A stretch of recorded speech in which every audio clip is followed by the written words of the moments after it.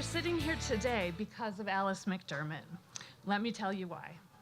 It was a warm Wednesday night in May 2009, just after Mother's Day.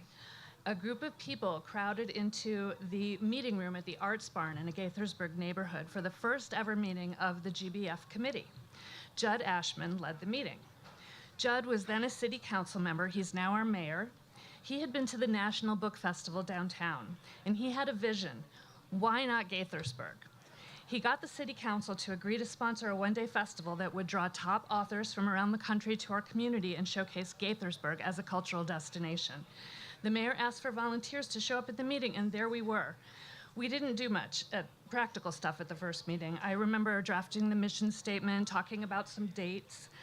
We didn't really understand yet the scope of what Judd wanted to build, but he was off and running with his vision, and he dreams big.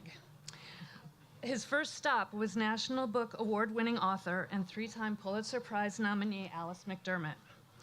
When he asked her to appear at our first ever festival, right away, she said yes. Because she said yes, we were able to recruit 54 other authors to take this leap with us in 2010.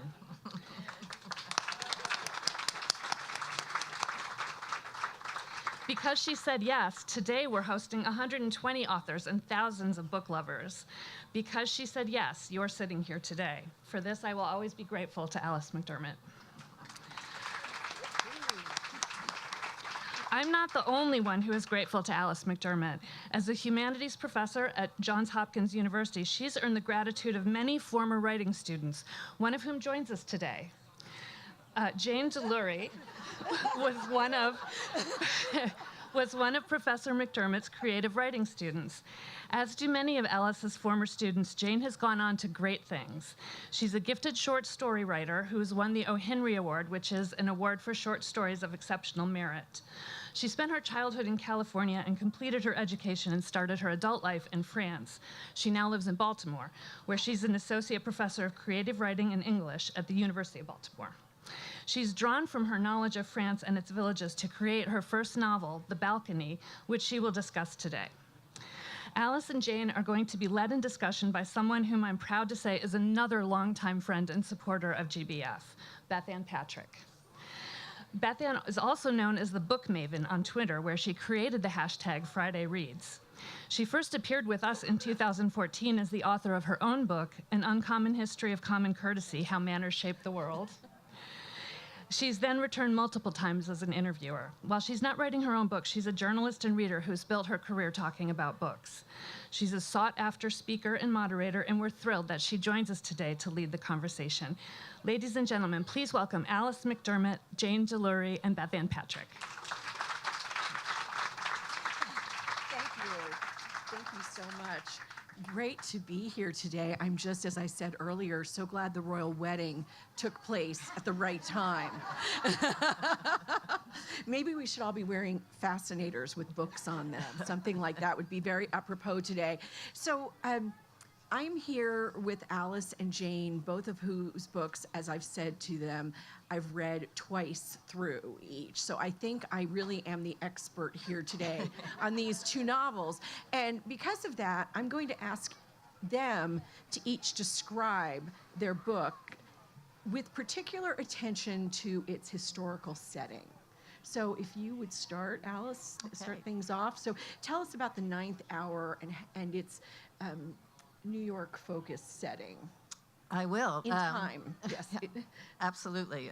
Thank you all for being here. Thank you for that wonderful introduction. Hyperbole is one of my favorite things. So I don't think I'm responsible for all this, but I'll take the credit. That's all right.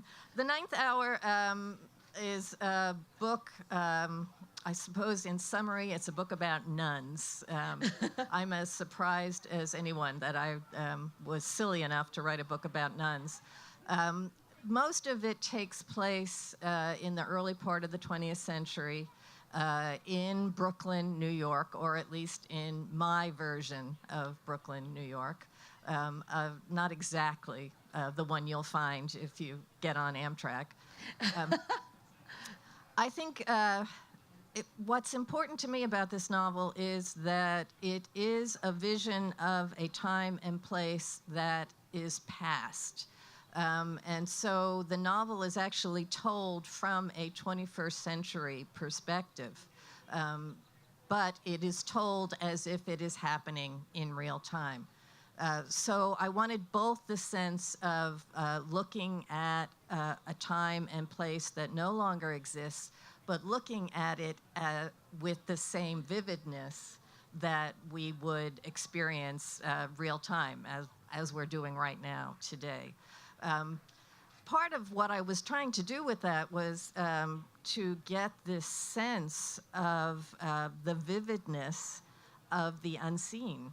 The past is things unseen. Brooklyn, at this time and place, was the town of churches. It was filled with immigrants. It was filled with people of faith. All kinds of faiths, even then. And it was that sense of faith that looking back and seeing something that the narrators have not experienced themselves, but seeing it with the vividness of real time seemed to me a parallel for what people who have faith, any faith, also experience.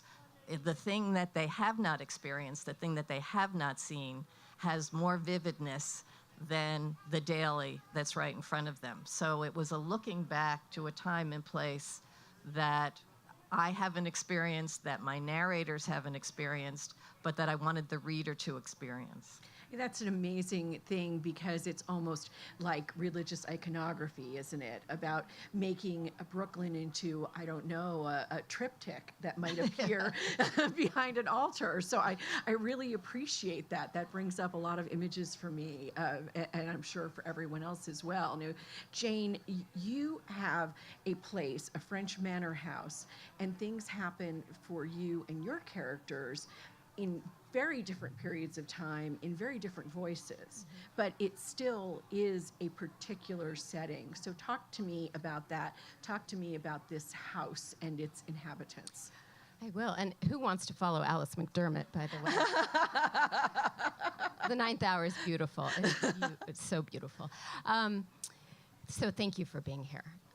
So The Balcony is a novel in stories. Each chapter works as a short story, and it spans the end of the 19th century to the beginning of the 21st century. And what holds all of these disparate people together is this estate, which is about an hour outside of Paris. And the estate includes a manor house and a servant's cottage. So the families who lived in the manor house and in the servant's cottage figure in the chapters and reappear in certain places. In terms of, it was interesting what Alice said about are we in the 21st century? Yes, right, okay. And it's Saturday, right? Having a 21st century narrator, I was very aware of that too. I do like to write about the past a lot. I think I inherited this sense of nostalgia from my father, who was an amateur historian. But I always feel that my narrators live now. And so for me, similarly, the narrator of the book, and even though I have some stories that are in first person in here, I think of this entity, this narrator, who's telling the story of this estate. And that's the story that narrator has the eye on, and that's a contemporary narrator. But I'm interested, I think, in all of my stories in the stories we tell ourselves about who we are, and then the fact that often this is fiction, and the fact that we are all the people we have been. And I think that's something that echoes through this book, that you can't really get away from who you were. And so I think that the solidity of the estate, the fact that the estate is almost witness to that, Yes. And to these, secrets that people keep from each other and from thematically. Well, it's wonderful because there are all kinds of little symbols and little cornerstones in both of these novels and in yours, Jane. And this is going to lead into the next question.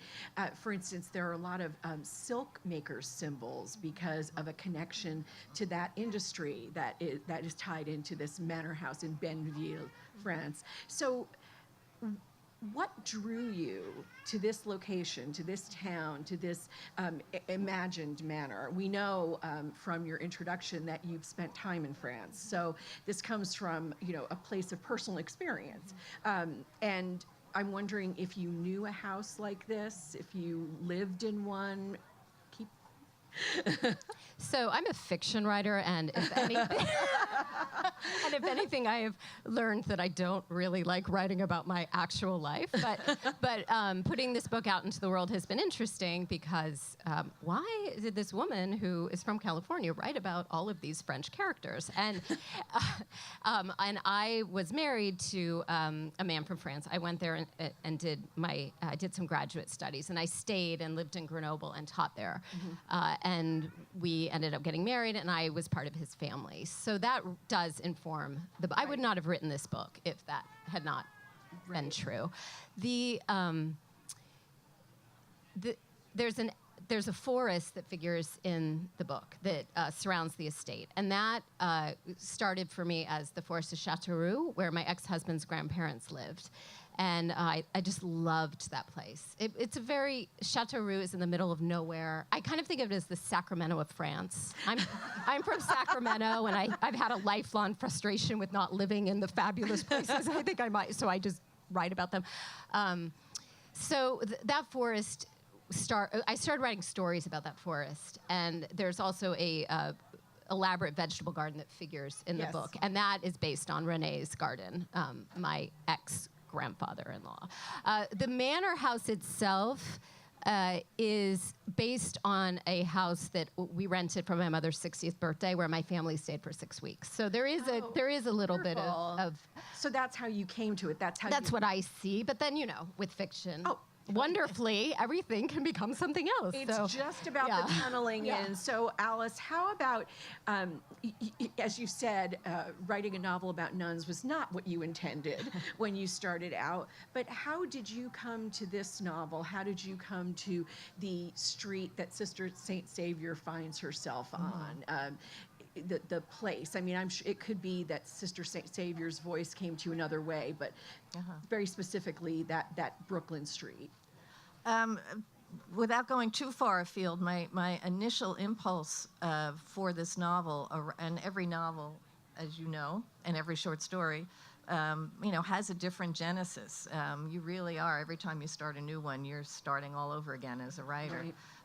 This particular novel arose out of a conversation I had with an old friend, a DC lawyer, who mentioned, probably after dinner, second bottle, third bottle of wine, that he had this recollection from his childhood. He grew up way upstate New York, of one of his great aunts who lived in one of the ancestral homes, had a man who lived in her house, a very elderly man who had been one of his great uncle's substitutes in the Civil War. He had gone and served in the Union Army for this great uncle. And when he came back, the family took him in, and he lived his life in this home. I was fascinated by that. It's just one of those things that you hear about, and I knew about substitutes. I knew something about it, I'm sure. That man did not become a nun, by the way. Yeah, Spoiler alert. We're getting there. We're getting there. Right. But it made me, because I'm not, we're fiction writers, and I don't think of myself as a writer of historical fictions, and I think we got enough Civil War novels, so I wasn't really out to write another Civil War novel. But I think when you have, as Jane beautifully demonstrates, you have a metaphorical frame of mind. That's partly what brings you to this profession. What became appealing to me was the idea of someone giving up his life or putting himself in harm's way so that someone else can stay safe and live. That whole balance of selflessness, giving of oneself for the good of another, that now you can see the nuns started. That whole idea of who is selfless. What do we make of selflessness in the 21st century? How much of it is delusional? And so gradually, metaphorically thinking about this, I did have in my own experience a sense of when I was growing up and visiting my grandmother in Brooklyn, the streets were filled with nuns. They were everywhere, you know, and you always had to say, good morning, sister, good morning, sister. So as a kid, I was well aware of them. And so that whole idea of selflessness, of giving of your life, made me start to recall some of the nursing nuns that I was aware of on the streets. And so who are these people? What were their lives like? Don't we have an incredibly shallow and stereotypical view of religious women in the 21st century? And isn't it obvious that each one of them must be an individual, and each one of them must have a very complex inner life? Why else would you, as a young woman, give up your life in this way, work for the poorest of the poor? So that was what brought me around to, all right, who would they be serving? Take away the social safety net, which means go back to the beginning of the 20th century. Think about poor people, immigrants without a big family network. Think about someone who would need these nuns. Well, how about a widow? So I began to think about a widow. A bedbound, you know, what she would be like and what These people who they would, so who are these women? And Sister Saint Savior was the first one to appear. And I thought, oh, damn, I got a nun. I'm writing about nuns. And I actually kill her off. I'm not giving anything away. I kill her off in the first chapter because I thought maybe I could get rid of the nuns. Just kind of stuff. But she had already invited 2 more nuns in. So I had to deal with them. But it was that metaphorical sense of selflessness and giving of others. And then I saw her on the streets, again, out of my own experience, remembering the nuns, they would be begging. They would be sitting in subway entrances and shop entrances with their little baskets, and my mother would always make us give some money. And so I thought she's just been back from doing that, and she comes upon a crisis in the neighborhood, and she steps in and takes over. Yes, that's who she is.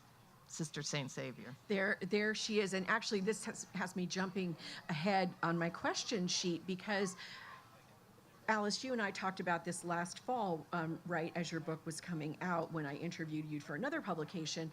And you know, the fact is, everyone was saying, oh, Alice McDermott is writing about a novel about 20th century Brooklyn. It's all about Brooklyn, and it's about nuns. And it's frustrating as a novelist to have something, you want people to be interested, and those are interesting things, but it isn't a novel about nuns or about Brooklyn, or a historical novel isn't necessarily about the history. Right. It's about other things. So either one of you can take it from there, but I'd like to hear what you both have to say about how a novel that seems historical means beyond that label.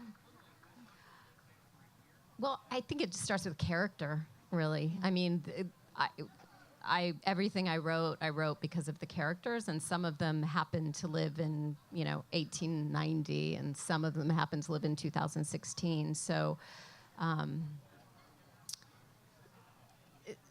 obviously they're shaped by their time and their place, and that affects how I thought about them. And I did not do a ton of research, actually. I mean, I don't know. I might be jumping the gun on a research question. No.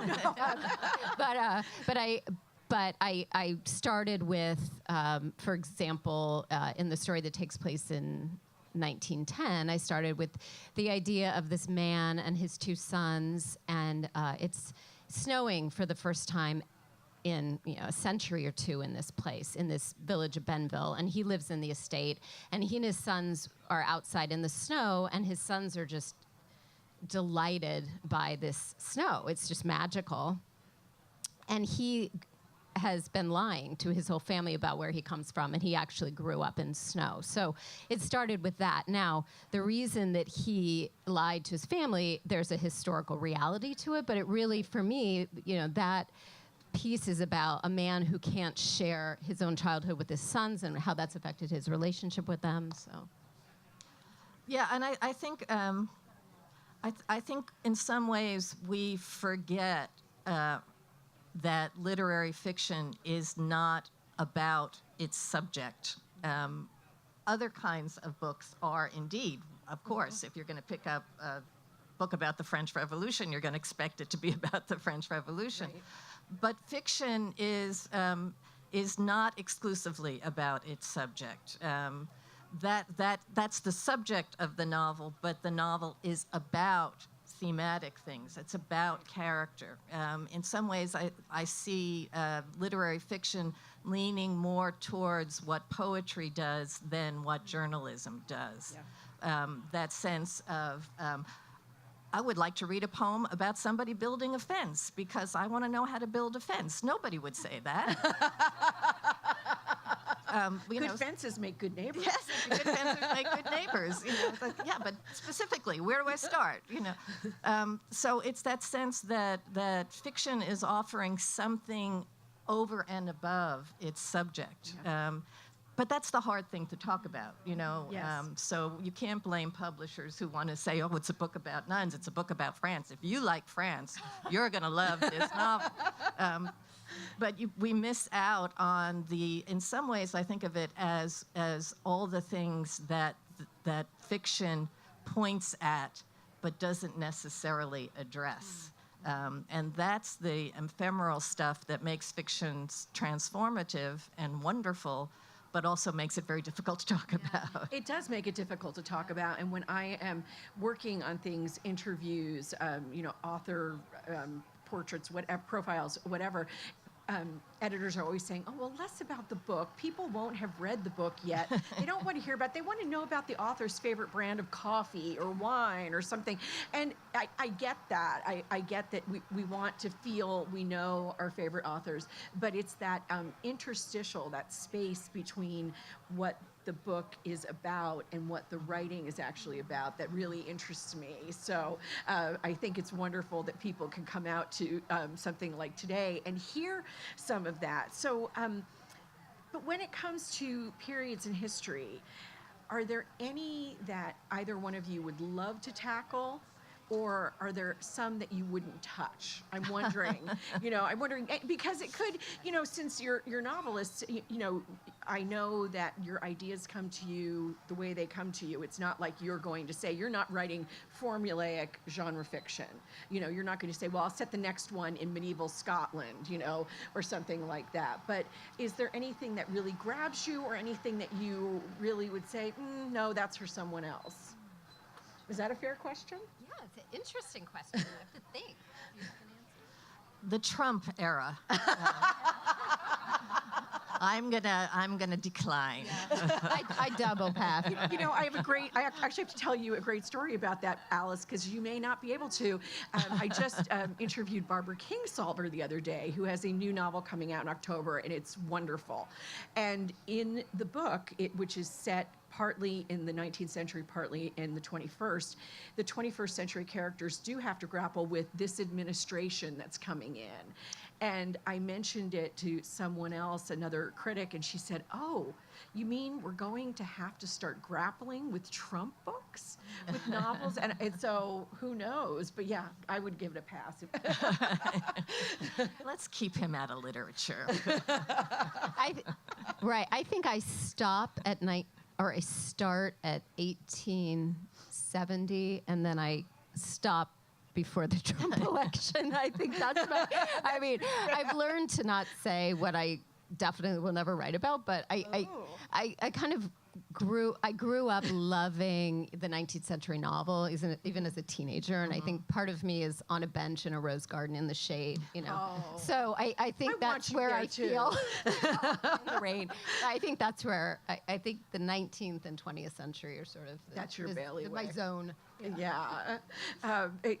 Let's keep him out of literature. But another question that I talked to you all about earlier is that when you do set your literary fiction in an historical era, cannot speak today, a historical era.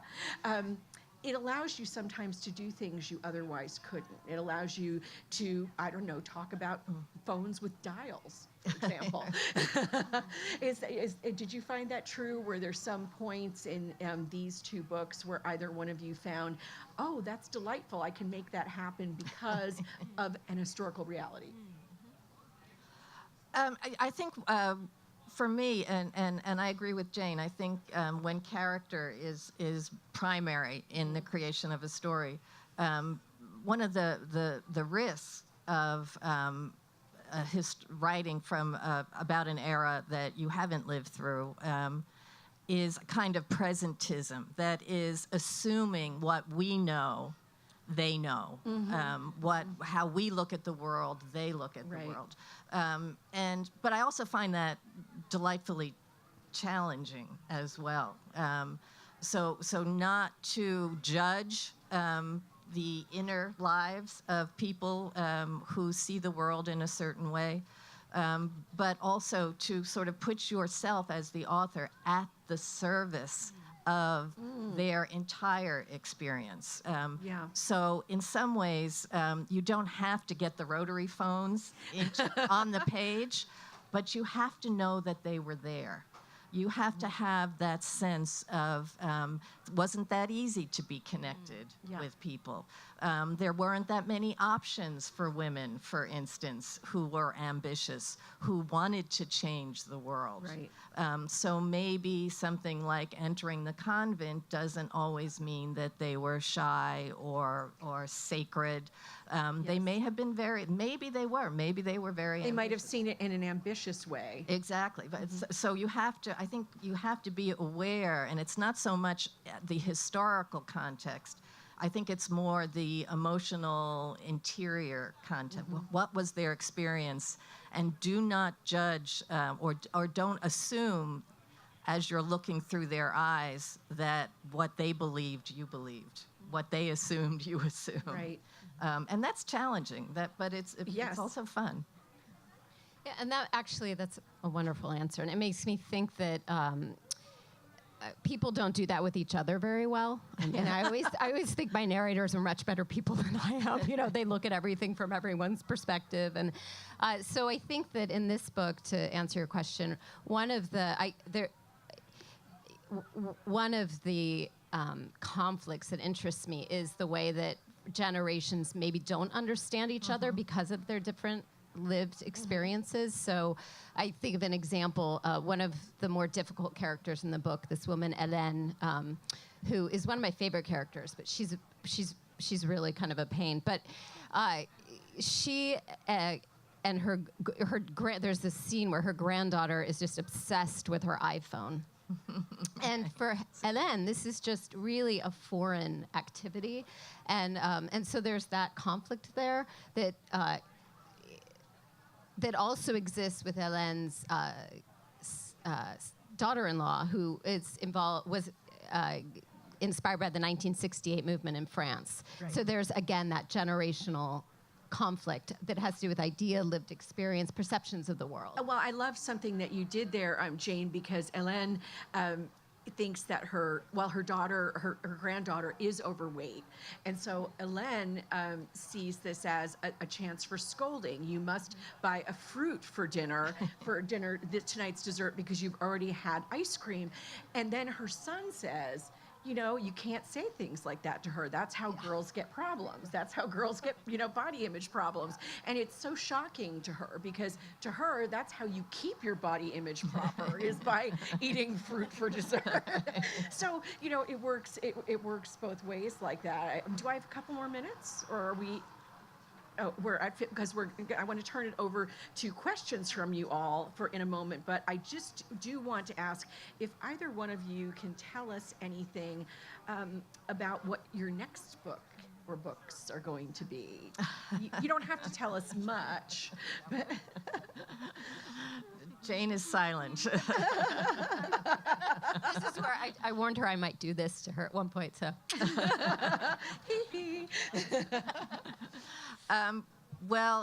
No, I can't talk about yet what the next book is about. I'm still learning.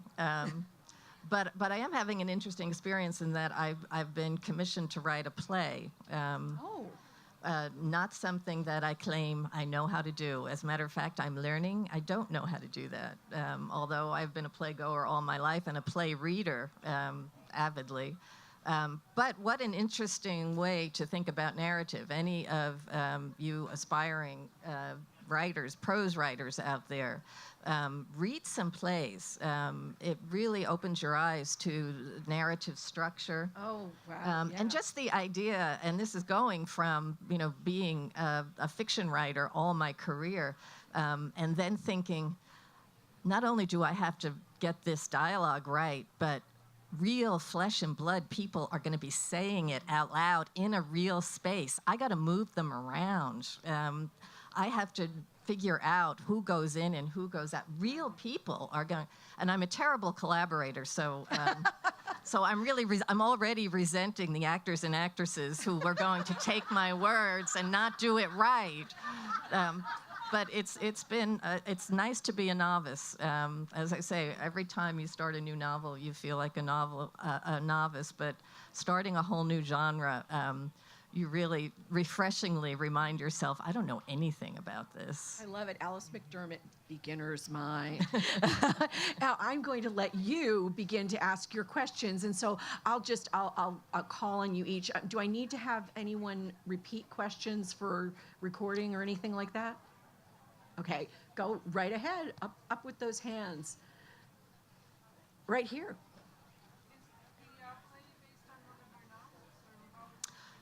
No, the play the commission was for an original work. The only parameters were maybe that it should have something to do with people who are Irish American. Yeah, it's central casting. And that's it. That was it. It was commissioned by the Druid Theatre in Ireland, Gary Hines, who have a wonderful production, by the way, of Waiting for Godot. We say Godot, right. But the Irish know. It sounds like God. It's Godot. Just finishing up. It's a great. So we'll see. Very exciting. Thank you. Yes, ma'am.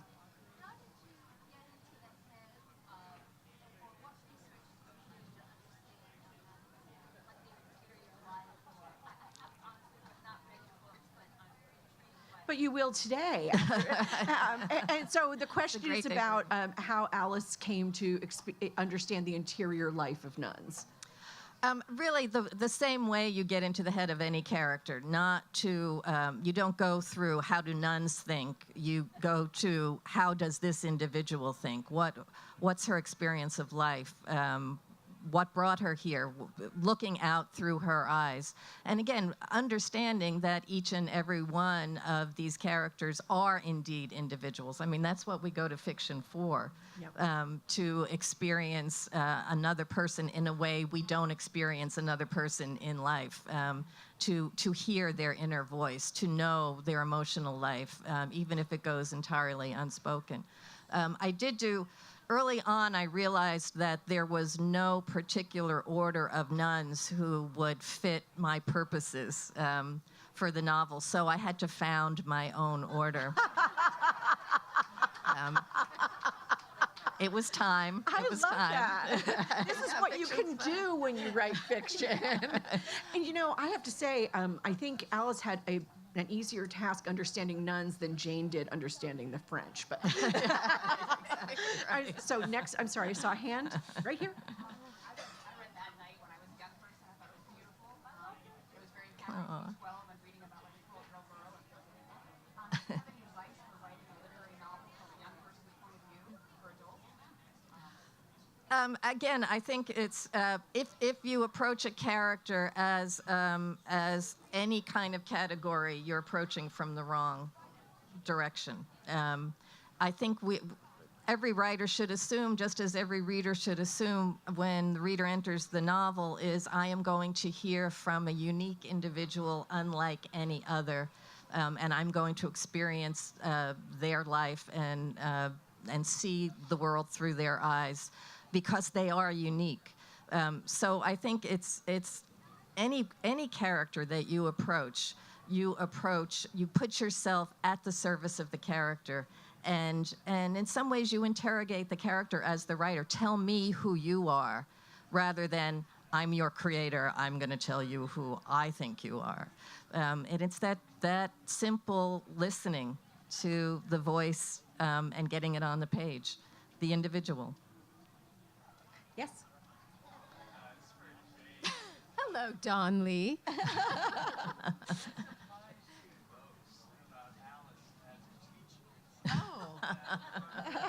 The gloves are coming off.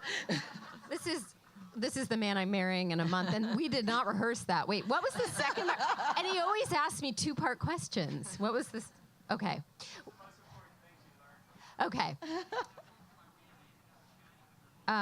Here, I'm thinking. I know. Hi.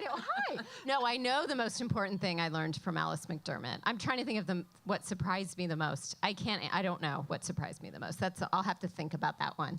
But I know the most important thing I learned, and I think about it a lot. I wrote a story my first semester. I had a lot to learn when I went to Hopkins. I guess I did. I really did. I had a lot to learn. I was really starting out, and I mean, Alice said many brilliant things. I mean, she's a really wonderful teacher.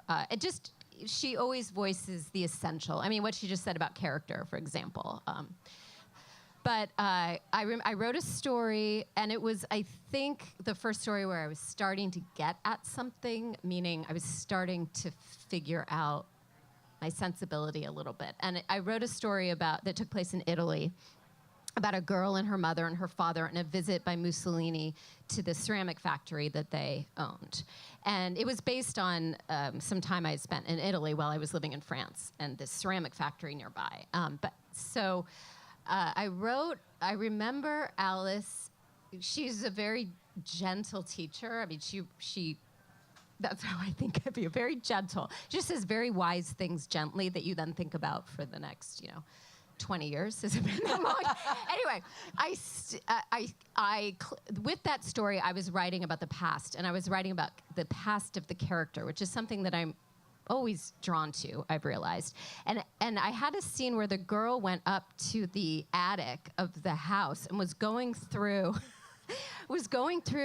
probably a trunk. I don't know. She was going through mementos and she was thinking about her family history. And I remember Alice said in workshop, just very simply as she does things, sometimes the character doesn't need to go to the attic.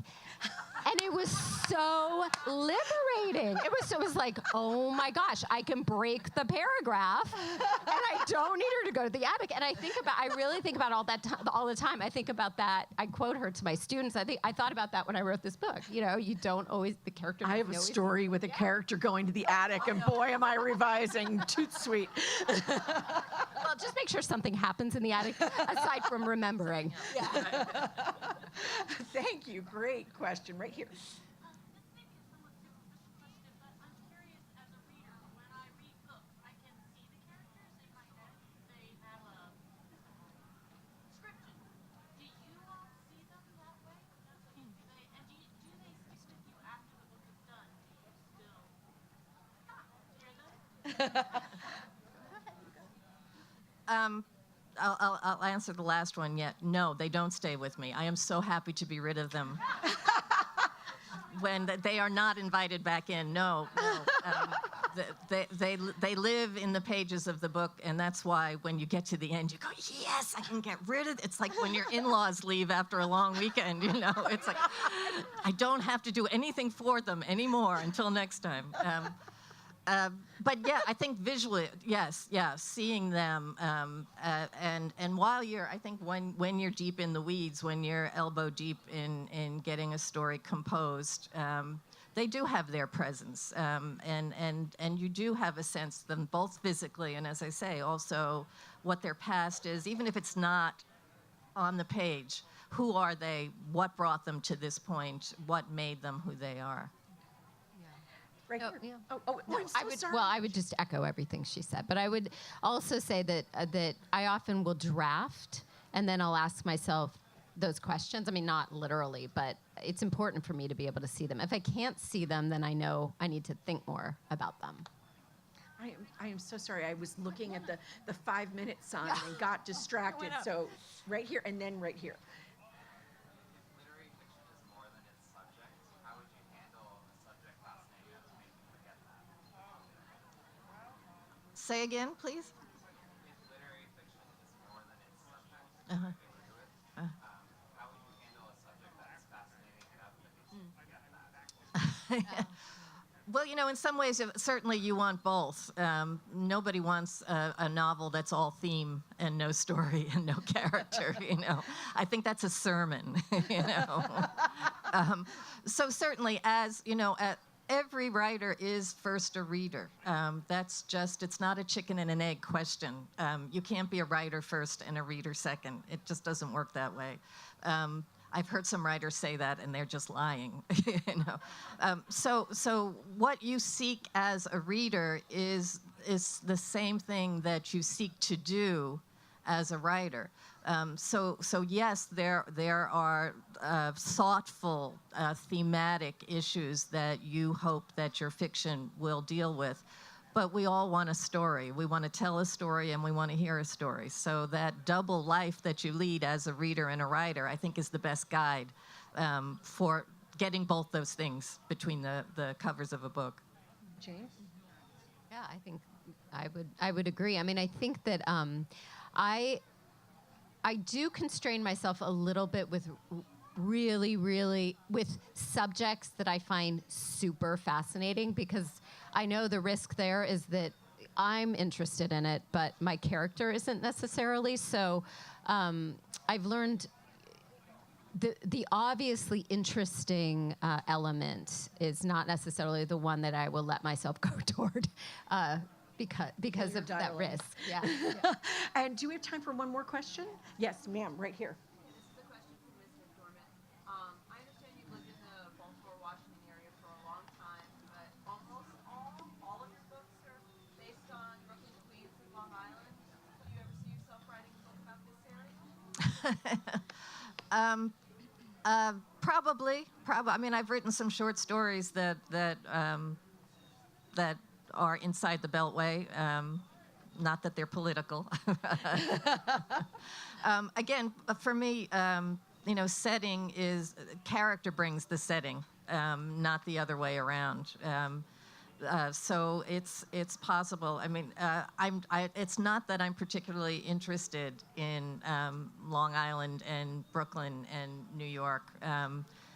But again, my characters bring it to me, and so I feel I have to deal with it. I would much rather write about the French countryside because it's such a better excuse to go there, and then it would be tax deductible the whole trip.